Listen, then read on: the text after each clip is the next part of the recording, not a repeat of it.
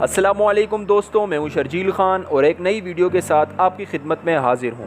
ये बात है 1 मई 1957 की, जब लॉकहीड कंपनी के टेस्ट पायलट जैक सूट के सिम्पसन ने कैलिफोर्निया के पामडेल हवाई अड्डे से उड़ान भरी। तो ये एक नए तैयारे की मामूली की परवाज़ थी, लेकिन कुछ ही देर बाद इस सोटी ने एक खौफनाक रुख मोड़ा। सिम्पसन जिस तैयारे को उड़ा रहे थे वो उस वक्त का नया लॉकहीड F-104 स्टार फाइटर जंगी तैयारा था, जो आवाज़ से 2 गुना रफ्तार से उड़ने वाला पहला अमरीकी लड़ाका तैयारा था। उस वक्त इसका डिज़ाइन हतमी शक्ल तक नहीं पहुंचा था। जब तैयारा 30,000 फीट की बुलंदी पर पहुंचा तो इसके परों के उस हिस्से में खराबी पैदा हो गई जिनकी मदद से तैयारा रुख मोड़ता है। सिम्पसन का तैयारा नीचे की तरफ झुका और फिज़ा में हिचकोले खाने लगा। सिम्पसन जानते थे कि इनको जल्द ही तैयारे से निकलना होगा और उन्होंने 27,000 फीट की बुलंदी पर इजेक्शन सीट का हैंडल खींच दिया। दोस्तों, सिम्पसन ने 1988 में एक इंटरव्यू के दौरान बताया कि मुझे अब भी याद है कि हवा की ताकतवर झोंके ने किस तरह मुझे सीट के साथ ही चिपका दिया था। वो कहते हैं कि यह हवा का धमाका अचानक से हुआ जो मुझे तकरीबन 450 मील फी घंटे की रफ्तार से टकराया। दोस्तों, सिम्पसन का पैराशूट बाहिफाजत खुल गया और चंद मामूली चोटों के अलावा इस हादसे में इनको कोई जानी नुकसान नहीं हुआ। लेकिन इस वाक़े की सबसे हैरत अंगेज़ बात यह थी कि वो तैयारे के कॉकपिट के ऊपर की जानिब से नहीं बल्कि निचले हिस्से से बाहर निकले थे। इनका शुमार इन गिने चुने अफराद में किया जाता है जो फ़िज़ा में खराबी का शिकार होने वाले तैयारे से नीचे की तरफ से इजेक्ट हुए। दोस्तों, वर्ल्ड वॉर 2 के दौरान जब फ़िज़ाई इंडस्ट्री तेज़ी से तरक्की कर रही थी, लड़ाका तैयारों की तेज़ रफ्तारी की वजह से एक नया ड्रामाई मसला पैदा हुआ। वो मसला ये था कि किसी खराबी की सूरत में बच निकलना ज़्यादा मुश्किल हो गया था। पुराने और सुस्त रफ्तार तैयारों से पैराशूट की मदद से छलांग लगाना निस्बतन आसान था, लेकिन 450 मील फी घंटे की रफ्तार से उड़ने वाला तैयारा इतना तेज़ रफ्तार था कि पायलट के पास इतना वक्त ही नहीं था कि वो निकलते वक्त तैयारे की दुम से बच सके। दूसरी आलमी जंग के दौरान ही इस मसले का हल पायलट इजेक्शन सीट की शक्ल में निकाला गया, जिसका क्रेडिट भी लॉकहीड को जाता है, जिन्होंने P-38 लड़ाका तैयारों में पहली बार इसका तजर्बा किया। दोस्तों, ये गैर मामूली डिज़ाइन का तैयारा था जिसके 2 इंजन तैयारे की दुम तक लंबाई तक पहुंचते थे, जिनके दरमियान मौजूद खला में पायलट और वेपन्स के लिए जगह रखी गई थी। मगर इस डिज़ाइन की वजह से इस तैयारे से बाहर निकलना बहुत मुश्किल था। पायलट्स के लिए बनाए जाने वाले किताबचे में खराबी की सूरत में बाहर छलांग लगाने के लिए हिदायत तो दी गई थी, लेकिन इस अहम नुक्ते को नज़रअंदाज कर दिया गया था कि पायलट को इस वक्त गोलियों का सामना भी हो सकता है। दोस्तों, P-38 से बाहर कूदने का तरीका अजीब सा था, जैसा कि बाहर निकलते वक्त पहले खुद को सीट से जुदा करें, फिर कॉकपिट कैनोपी को खोलें, फिर पर के ऊपर चढ़ जाएं, नीचे फिसलें और यकीनी बनाएं कि आप तैयारे से दूर हैं, वो भी ऐसे वक्त में कि जब तैयारा फ़िज़ा में हो और आप नहीं जानते कि बाहर निकलने के बाद आपके साथ क्या हो। जैसे जैसे जंगी तैयारों में जिद्दत आती गई, ये सवाल अहमियत इख्तियार करता गया कि आवाज़ की रफ्तार से तेज़ रफ्तार तैयारों से निकलने का महफूज तरीका क्या है। दोस्तों, पहली इजेक्शन सीट के उसूल सादा से थे, जिसमें तैयारे की कैनोपी धमाका खेज मवाद से उड़ जाती और रॉकेट की मदद से पायलट की सीट तेज़ी से तैयारे से बाहर निकल जाती। एक रवायती तैयारे में तो ये सीट काम कर जाती थी, लेकिन जेट तैयारों के आगाज़ में बहुत से एक्सपेरिमेंट किए गए जिनमें तैयारे की दुम में तब्दीलियाँ लाई गईं। 1950 में F-104 स्टार फाइटर और अमरीकी B-47 बॉम्बर तैयारे के डिज़ाइन की वजह से रिवायती इजेक्शन सीट से हटकर सोचना मजबूरी बन चुका था। दोस्तों, B-47 बॉम्बर तैयारों में 3 लोगों का अमला जहाज़ में मौजूद 2 मंजिलों पर होता था। पायलट और को पायलट तो रवायती तरीके से इजेक्ट हो जाते थे, मगर नेविगेटर जो दुम के करीब होता है, इसे निचले हिस्से से अखराज करना पड़ता था। इन सीटों का तजुर्बा करने के लिए अमले की ज़रूरत थी। निचली सीट का पहला तजुर्बा करने वाले अमरीकी फ़िज़ाई के कर्नल आर्थर थे, जिन्होंने अक्टूबर 1953 में इसका तजुर्बा किया।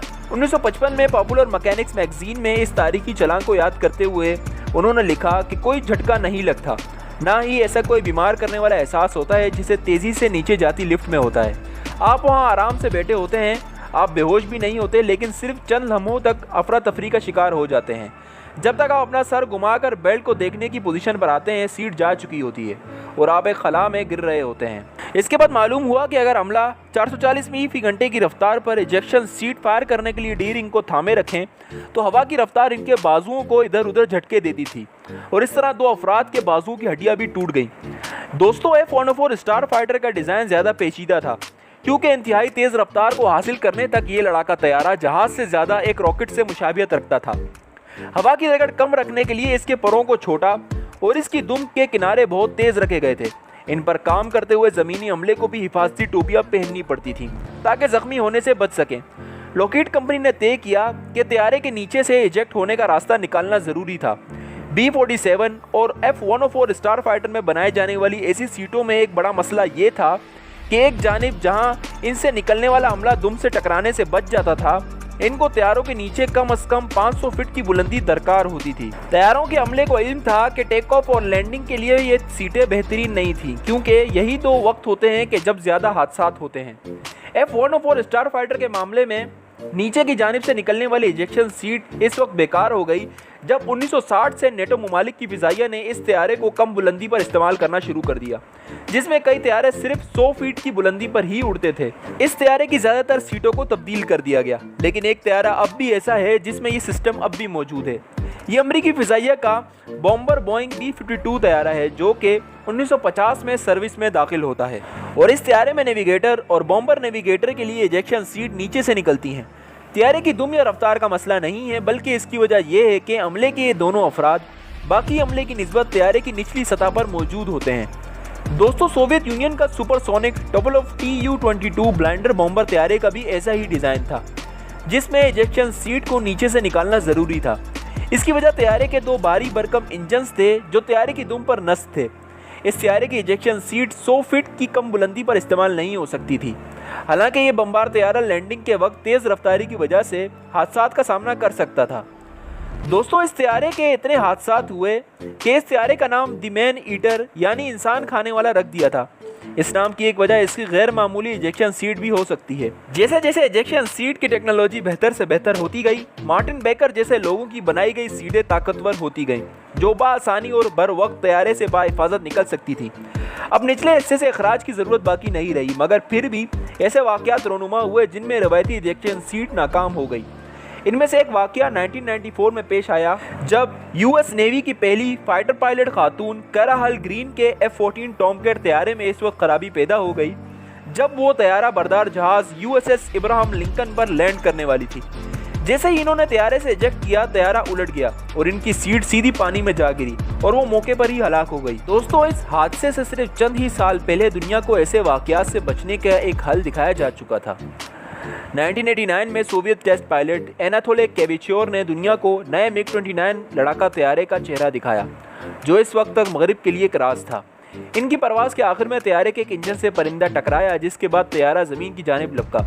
पायलट ज़मीन पर मौजूद हुजूम को बचाने तक तैयारे में ही रहे और ज़मीन से टकराने से सिर्फ 3 सेकंड कबल इस पायलट ने इजेक्ट किया। हैरानी की बात यह थी कि इस वक्त तैयारे के कॉकपिट का रुख ज़मीन की जानिब था। दोस्तों, जलते हुए MiG-29 तैयारे के मलबे से 100 फीट के फासले पर लैंड करने के बावजूद इस पायलट को ऑक्सीजन मास्क से लगने वाले एक जख्म के अलावा कोई जानी नुकसान नहीं हुआ। ये वाक़या कैमरों में कैद हुआ, जो आज भी एक मौजज़ा लगता है। इनका इस तरह बच जाना एक खुसूसी इजेक्शन सीट की मरहून मिन्नत था, जो कि सोवियत यूनियन ने नए लड़ाका तैयारों के लिए तैयार किए थे। ज़ोवेडा K-36 नामी इस सीट में एक ऐसा रॉकेट सिस्टम नस्ब था जो सीट को ज़मीन से दूर फेंकता था, चाहे तैयारे का रुख किसी भी जानिब हो। और जब ये वाक़या हुआ तो सब ने इस सीट का ऑटो सिस्टम देखा, जिसकी वजह से पायलट जिंदा बच गया। लेकिन ये इस वक्त किसी को मालूम नहीं था कि सोवियत के पास ये सलाहियत भी मौजूद है, और इस वक्त सब हैरान हो गए थे जिस रुख पर पायलट निकला। अगर इस वक्त किसी आम सीट से पायलट निकलता तो वो उसे ज़मीन पर फेंक देती। फिर सब ने देखा कि सीट बाहर निकली और बजाय के नीचे गिरती, अपने साथ लगे रॉकेट की मदद से ऊपर की तरफ गई। इसने बहुत कुछ बदल डाला था। मगरिबी इंजीनियर्स को मालूम ही नहीं था कि सोवियत के पास ऐसी टेक्नोलॉजी भी है, और फिर उन्होंने ऐसी सीटें तैयार करने के लिए काम शुरू कर दिया।